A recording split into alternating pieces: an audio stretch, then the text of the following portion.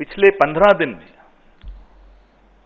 लगभग तीसरी बार आज कांग्रेस की इस तरह की महत्वपूर्ण बैठक हुई जिसमें बहुत वरिष्ठ, हमारे तमाम वरिष्ठ नेताओं ने, जो दिल्ली में मौजूद थे, उन्होंने हिस्सा लिया। आपको मालूम है, आपकी जानकारी में है कि जब पिछली बैठकें हुई पहलगाम के तुरंत बाद और फिर जब कॉन्फ्लिक्ट शुरू हुआ, तब पूरा कांग्रेस पार्टी ने अपना समर्थन सरकार को दिया।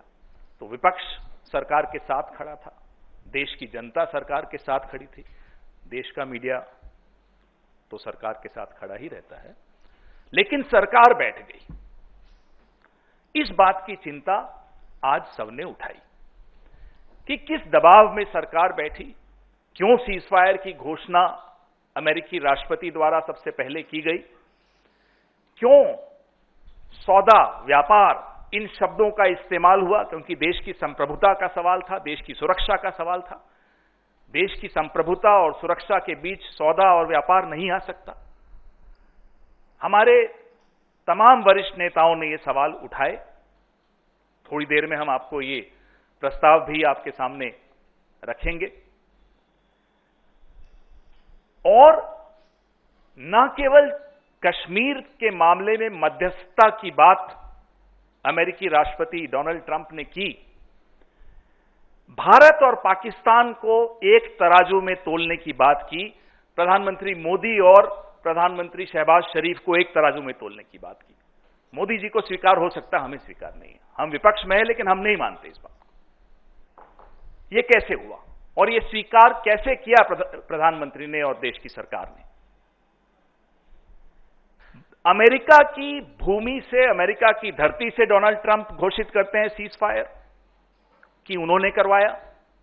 जैसा कि जयराम जी अभी बता रहे थे, सऊदी अरेबिया की धरती से करते हैं, जमीन से करते हैं, हवा से भी करते हैं, हवाई जहाज में बैठकर भी यही टिप्पणी कर रहे हैं कि साहब मैंने कराया।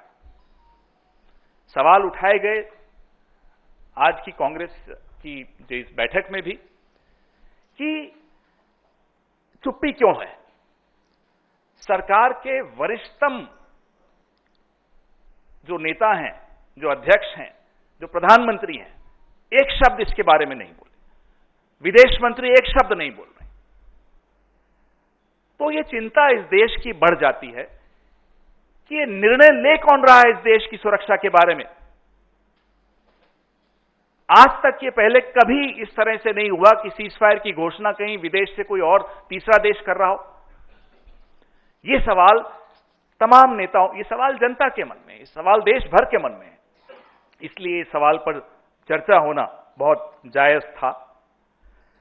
जो खंडन की आवश्यकता थी, और ऐसा नहीं है कि प्रधानमंत्री के पास समय नहीं था, अपना भाषण जब उन्होंने राष्ट्र के नाम पे दिया, उनके पास 15, 20, 25 मिनट थे जिसमें वो एक लाइन खंडन की डाल सकते थे। और यह आवश्यक होता है इस देश की संप्रभुता के लिए। एक 75 साल का इतिहास आजाद स्वतंत्र भारत का, जिसमें अनेक सरकारें आई, कांग्रेस की थी, भाजपा की थी, जनता पार्टी थी, कभी किसी के राजकाल में ऐसा नहीं हुआ। तो इसका खंडन होना बहुत आवश्यक था।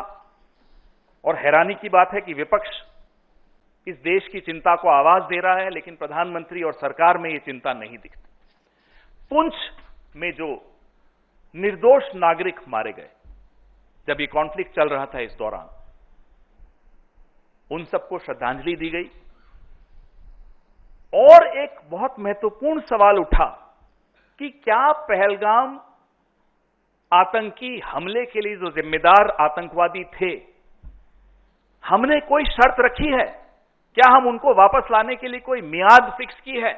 क्या सीजफायर की जो शर्तें हैं उसमें यह शामिल है या नहीं है?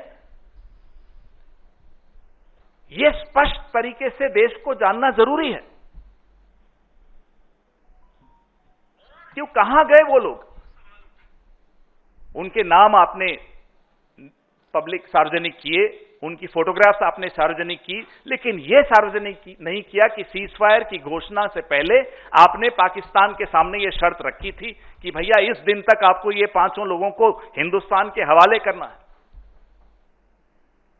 और जो आतंकवादियों के नाम हम सब जानते हैं जो पाकिस्तान में हैं, क्या उनके बारे में कोई निर्णय हुआ, कोई शर्त रखी गई कि उन्हें भी सुपुर्द किया जाएगा भारत को, फला दिन इतने दिनों में सुपुर्द किया जाएगा, ताकि हम अपने हिसाब से कानूनी कार्रवाई उन पर कर सकें?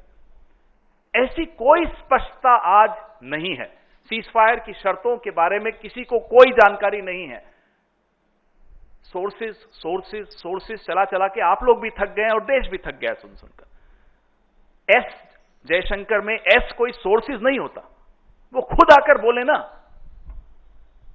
हम यही मांग करते हैं सरकार से कि बहुत गंभीर विषय है, ये सोर्सेस पर नहीं छोड़ सकते। एस साइलेंट होता है, ये सोर्सेस पर नहीं छोड़ा जा सकता। तो आप कृपया करके बताइए कि सीजफायर की घोषणा डोनाल्ड ट्रंप जी के माध्यम से क्यों हुई, अमेरिकी राष्ट्रपति जी के यहां से? आप स्पष्ट तौर पे बताइए कि सीजफायर की शर्तें क्या थी। आप स्पष्ट तौर पे बताइए कि पहलगाम के आतंकवादी कब भारत को सौंपे जाएंगे, क्या ये सीजफायर की शर्तों में शामिल था? आप स्पष्ट तौर पे बताइए कि जो बाकी आतंकवादी हैं जिनके नाम पूरा विश्व जानता है और पूरा विश्व यह भी जानता है कि वो पाकिस्तान की शरण में हैं, क्या उन्हें भारत को सुपुर्द किया जाएगा? अगर किया जाएगा तो कब तक किया जाएगा? ये तमाम सवालों के जवाब आवश्यक थे। जयराम जी ने अभी कहा कि आने वाले दिनों के कदम, तो एक तो जयराम जी ने बताया कि परसों राहुल जी आपसे मुखातिब होंगे। दूसरा, पूरे देश में अलग अलग शहरों में जय हिंद रैलियां निकाली जाएंगी, जिसमें सभाएं होंगी, जिसके बारे में जयराम जी अभी आपको और भी बताएंगे कि इसका क्या कॉम्पोजिशन होगा। आने वाले दिनों में और स्पष्ट तौर पे हम आपको उसके बारे में सूचना देंगे। लेकिन मैं जयराम जी से आग्रह करता हूं कि जय हिंद सभाओं के विषय में भी आपसे कुछ स्पष्ट तौर पे बताएं।